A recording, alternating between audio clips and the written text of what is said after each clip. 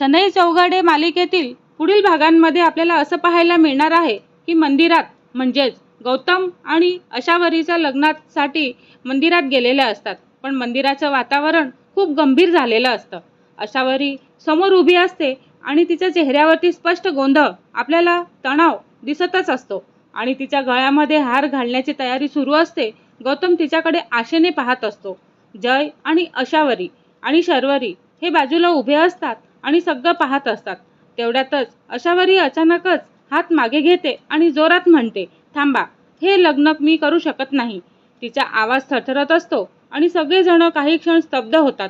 गौतमच्या चेहऱ्यावरती मोठा धक्का बसल्यासारखा भाव दिसतो आणि तो अविश्वासाने अशावरीकडे पाहत असतो आणि म्हणतो, अशावरी, काय बोलतेस तू? काय करतेस? तुला तरी कळतंय का? तेव्हा अशावरीच्या डोळ्यामध्ये पाणी येऊ लागतं. ती खोल श्वास घेते आणि हळू आवाजात म्हणत असते, गौतम, मला तुझ्यावरती प्रेम आहे, खूप प्रेम आहे, पण मी माझ्या आई वडिलांना फसवून लग्न करू शकत नाही. तिच्या आवाजात वेदना स्पष्ट आपल्याला दिसतात आणि ती पुढे म्हणते, त्यांनी माझ्यावरती विश्वास ठेवलेला आहे आणि त्या विश्वासाला मी तडा देऊ शकत नाही. हे ऐकताच वातावरण आणखीनच गंभीर होतं. शर्वरी आणि मयुरी एकमेकांकडे पाहतात. जयही शांतपणे सगळं हे पाहतच असतो. अशावरी हात जोडून गौतमकडे माफी मागते आणि पाहते आणि म्हणते, मला माफ कर, मी तुझं मन दुखावलेलं आहे, हे मला माहिती आहे, पण सगळ्यांना आणि सगळ्यांच्या आशीर्वादानेच मी तुझ्यासोबत लग्न करायचं आहे. आणि गौतम काही क्षण काहीच बोलत नाही आणि त्याच्या चेहऱ्यावरती धक्का, दुःख आणि विचारांचे मिश्र भाव दिसतच असतात. तो खाली पाहतो आणि काही क्षण शांत उभा राहतो आणि मग हळूहळू अशावरीकडे पाहतो. त्याच्या डोळ्यामध्ये वेदना असली तरीही तो हळूहळू समजूतदारपणाचा भाव त्याच्यामध्ये दिसू लागतो. तो हळू आवाजात म्हणत असतो, अशावरी, सुरुवातीला मला वाटलं होतं की तू माझा विश्वास तोडत आहेस, पण आता खोल श्वास घेतो आणि पुढे म्हणतो, पण आता मला जाणवतंय की तू तुझ्या कुटुंबावरती किती प्रेम करतेस. त्याच्या आवाजात आता अभिमान जाणवत असतो. तो हलकसं हसतो आणि म्हणतो, आज तू सगळ्यांसमोर आपल्या प्रेमाची कबुली दिलीस ना, हेच माझ्यासाठी खूप मोठं आहे. अशावरी त्याच्याकडे पाहते आणि तिच्या डोळ्यामध्ये आशेचं किरण दिसतो. गौतम पुढे म्हणतो, मला तुझा अभिमान वाटतो अशावरी, कारण तू योग्य निर्णय घेतलेला आहेस. काही वेळानंतर अशावरी, शर्वरी आणि मयुरी हे तिघीही जण आपापल्या घरी परत येतात आणि त्यांच्या चेहऱ्यावरती अजूनही त्या प्रसंगाचा ताण दिसतच असतो. घरामध्ये प्रवेश करताच त्यांचे वडील हॉलमध्ये बसलेले असतात आणि त्यांच्या चेहऱ्यावरती गंभीर भाव दिसत असतात आणि ते त्यांच्याकडे पाहतात आणि म्हणतात की आज मला एक विचित्र गोष्ट ऐकायला मिळाली. तिघीही एकदम घाबरून एकमेकांकडे पाहतात. तेव्हा वडील पुढे सांगत असतात, एक जोडपं मंदिरात गुपचूप लग्न करत होतं आणि आपल्या आईवडिलांना न सांगता. त्यांच्या आवाजात नाराजी स्पष्ट दिसत असते. पमा देखील बाजूला उभी राहून म्हणते, असं लग्न करणं म्हणजे आईवडिलांचा अपमान करणं नाही का?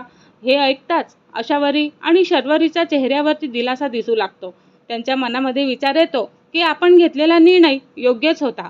अशावरीच्या डोळ्यामध्ये पाणी येतं, पण ह्यावेळी ते आनंदाचे आणि समाधानाचे अश्रू असतात. तेवढ्यातच दरवाजाची बेल वाजते आणि पमा दरवाजा उघडते. बाहेर आपण बघतो तर समायरा उभी असते आणि तिच्या चेहऱ्यावरती मोठं हसू असतं. ती आत येते आणि म्हणते, आज मी खूप मोठी बातमी घेऊन आलेली आहे. आणि घरातील सगळेजण उत्सुकतेने तिच्याकडे पाहू लागतात आणि समायरा आनंदाने म्हणते की साक्षी गरोदर आहे.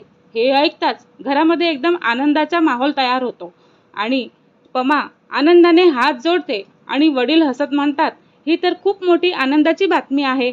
लगेचच घरामध्ये पेढे आणले जातात आणि सगळेजण एकमेकांना पेढे भरवतात. अशावरी आणि शर्वरी एकमेकांकडे पाहतात आणि हसतात. काही वेळापूर्वी असलेला ताण अपूर्णपणे आनंदात बदललेला आपल्याला दिसतो. दुसऱ्या बाजूला गौतम आपल्या खोलीमध्ये शांतपणे बसलेला असतो आणि त्याच्या चेहऱ्यावरती हलकसं हसू आपल्याला दिसतं आणि तो आज घडलेल्या सगळ्या प्रसंगाचा विचार करत असतो. तेवढ्यातच तेजस्विनी त्याच्या खोलीमध्ये येते आणि ती त्याच्याकडे संशयाने बघत असते आणि कारण आज गौतम नेहमीपेक्षा जास्तच आनंदी दिसत होता.